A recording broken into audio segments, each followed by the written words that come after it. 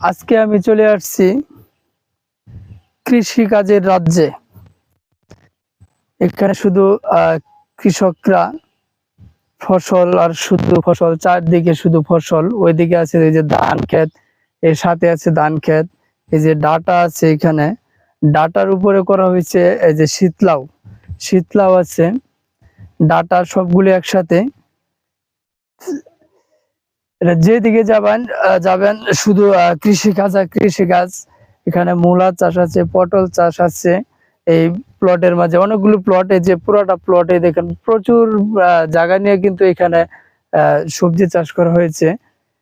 এই দেখেন লাউ গাছ, এটা শীতলাও, শীতলাও।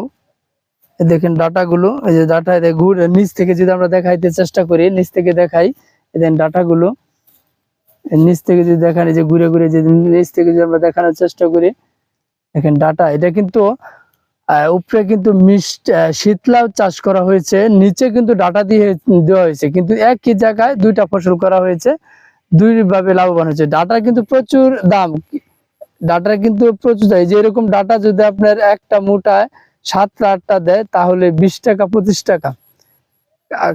এই সিজনে কিন্তু আপনার সবজির দামটা প্রচুর, সবজির দামটা প্রচুর প্রচুর হওয়ার কারণ হচ্ছে যে প্রচুর বৃষ্টি ছিল, বৃষ্টির কারণে সবজি যে চাষ করেছিল, অতিরিক্ত বৃষ্টির কারণে সেই সবজিগুলো নষ্ট হয়ে গিয়েছে।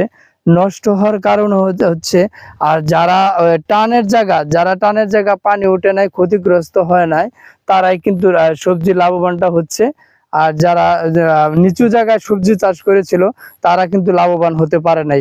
কারণ হচ্ছে একটানা 4 মাস যাবত বৃষ্টি হচ্ছে, অতিরিক্ত বৃষ্টির কারণে সবজিগুলো নষ্ট হয়ে গেছে।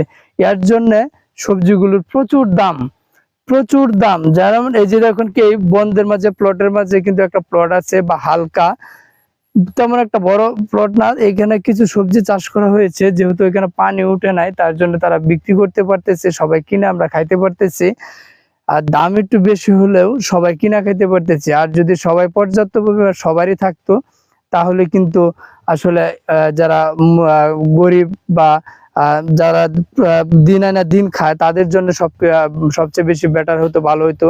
আসলে যারা মধ্যবিত্ত, যারা দিন আনা দিন খায়, তাদের কিন্তু আসলে সবজির দাম বা যে কোনো জিনিসের দাম যদি বেশি হয়, তাহলে কিন্তু একটু কষ্টকরই হয়ে যায়।